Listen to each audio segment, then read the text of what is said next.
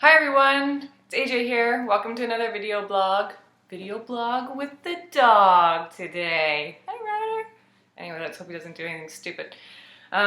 So my last video was about total daily energy expenditure calculators. Someone wanted to know if I like them, if I think they work, and had some other cool questions, and my answers in that video blog, so you're gonna have to go watch it if you want to find out. It is way too hot to drink. Okay. So, this is the first video in the series of videos that I want to do about calories. Calories in terms of dieting when you want to lose weight. And then we're also going to talk about caloric surpluses. So how do you manage caloric surplus where you actually want to eat more and put on lean muscle mass? Most women fall into the category of always trying to diet. We can talk about that. But what I really want to tackle in this video, before we get into how to, find your caloric deficit to lose weight or how to gain weight, I want to talk about maintenance calories because I think that they are so overlooked.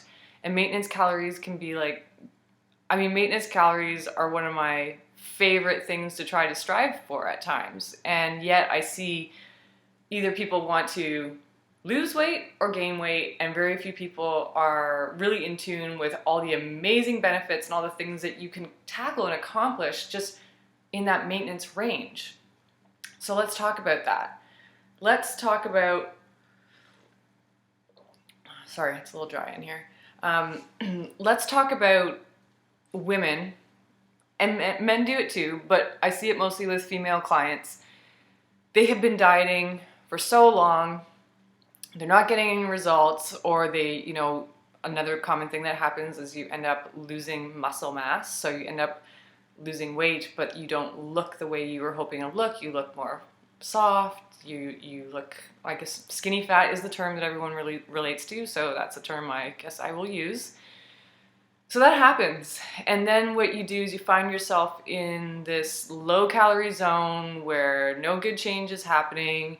You're mentally drained, you're physically drained, you've probably sacrificed things in your life that you really enjoy doing, such as like recreational stuff. A lot of women, I find that they neglect relationships and friendships. A lot of times when people are dieting, they avoid social situations because they don't want that pressure of going off plan. So there's like this whole negative chain of events that can happen, especially when you're chasing fat loss for too long. So going back to those energy expenditure calculators, this could be like a good time where you can use that calculator to gauge. You could go in and put in your data, and you can say, okay, well, right now I'm actually eating a lot less than this. I'm eating way less than maintenance, yet I'm not losing any weight. That's sometimes a really good indication that you need to spend some time in. Stop doing that. Licking his butt. It's gross. Go away. Anyway, so you can use that time to build your calories up into what would be hypothetically like a good healthy maintenance range. And during that time, you can just give yourself a break. You can stop chasing fat loss. You can recover better.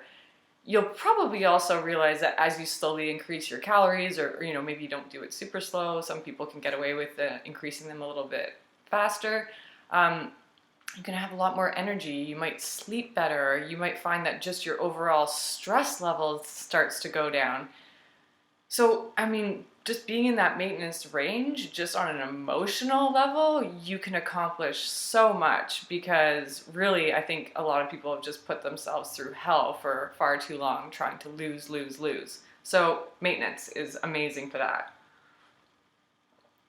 Other reasons I like maintenance. So let's say you're not one of those people that has been dieting for a super long time, because that obviously doesn't apply for everyone. But let's say you just want to start to think about eating better, more wholesome food choices. You want to eat less processed food. You want to start cooking more. You want to start adopting an exercise program, which I really want to get into that. Maybe you want to even adopt like a macronutrient timing diet like carb backloading. Well, there's no reason you don't have to do all these things right away in a calorie deficit. You can very successfully adopt new habits, focus on like your training strategy and make sure that you become consistent with that just at maintenance calories for starters, and do that for a period of time. And then that way, when you want to start focusing on losing and you start chipping away at calories, you've already got all that stuff kind of sorted out and you haven't exhausted yourself with all this change and trying to lose weight at the same time right off the bat. Now, the one reason I really want you to focus on your training schedule in maintenance calories is because I truly believe that if you are dieting down properly, you should be able to maintain your training schedule and even your training volume throughout your diet. So for most women, I find, if you are coming from like no exercise, start off with 2 days a week at maintenance. I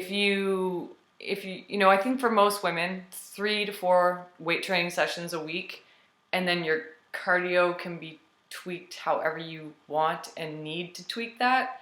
I think cardio might need a whole other video. So do that in maintenance. Get that habit down. Go to the gym 3 days a week. Spend a day with your family outside during the week. Do that in maintenance. Establish the pattern. And then that way when you start to diet, you don't have this variable that's fluctuating all the time. And and if you feel, here's another point that I want to bring up, and we'll talk about it in the calorie deficit video. Once you have that established, you really get to know yourself, and then that way, when you start dieting, you might start to see some really interesting indicators where you're like, I can't hit that 4th session without feeling like a bag of crap.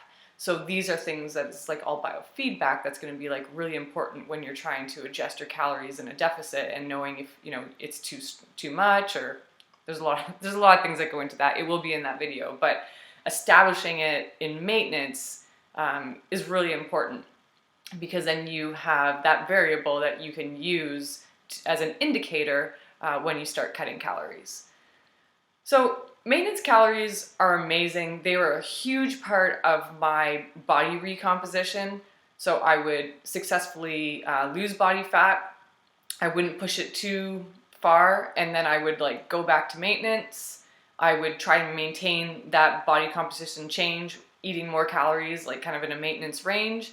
And then I would do that for a while. I'd give myself a break, and I'd then do a small calorie deficit again. And I basically just did that cycle on and off. And I mean, it worked really, really well.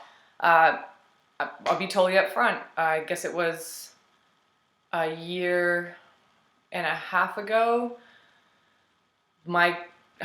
I got super stressed out, and my body composition, like I just got way too skinny. I was actually almost 10 pounds lighter than I am right now. I started feeling crappy, and that's when I realized I really had to spend a time in maintenance, and then I realized that actually I needed a caloric surplus.